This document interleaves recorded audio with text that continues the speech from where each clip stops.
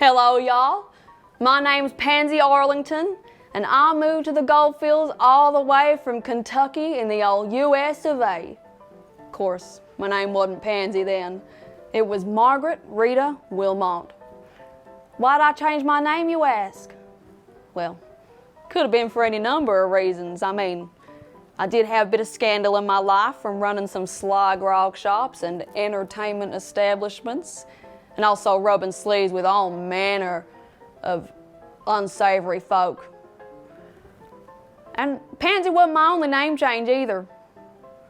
Well, look, you may well ask why I changed my name, but it's none of your business. And a lady never tells. Sly grog shops were good business in those days, if you could manage it.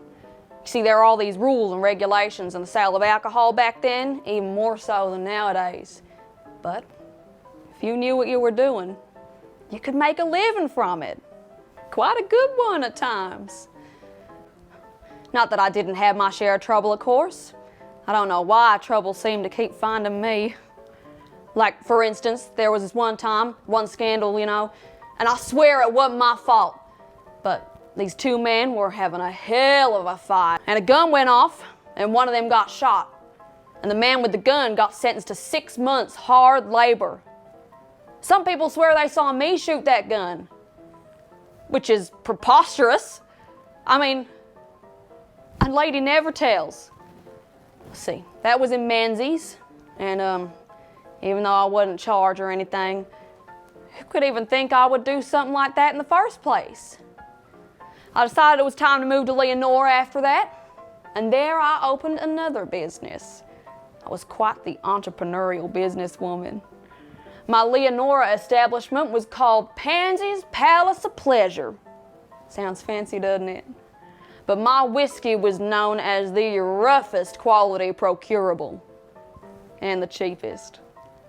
I was also known for sampling a little bit of my own stock, getting a little bit drunk, getting a bit mad at people, which is obviously their fault. Well, maybe it happened more than a little. Anyway, yet again, trouble seemed to find me. Here I was, a woman of the goldfields, trying to make a not-so-honest living, and people just wouldn't let me be. Constable Hoy gave me and my business partner, Sidney Oates, a hell of a hard time, always raiding our place and confiscating my liquor. He gave all of us honest business people a hell of a hard time.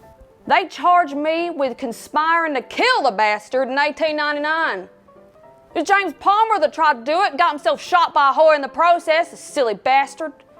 Just because he had my gun and was shouting at the copper to leave my business alone, don't mean I put him up to it.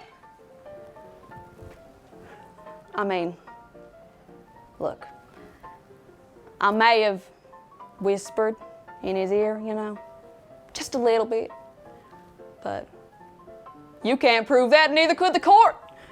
2 days it took me to convince the judge I didn't have a trace of anything to do with it, and Sidney and myself were released. I moved to Kalgoorlie after that, and there I continued to drink. Look, I did love my drinking, I did, but sometimes it made me sad,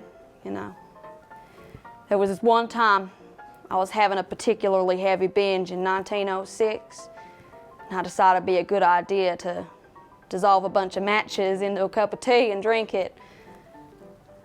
I regretted that after, and the doctor was called.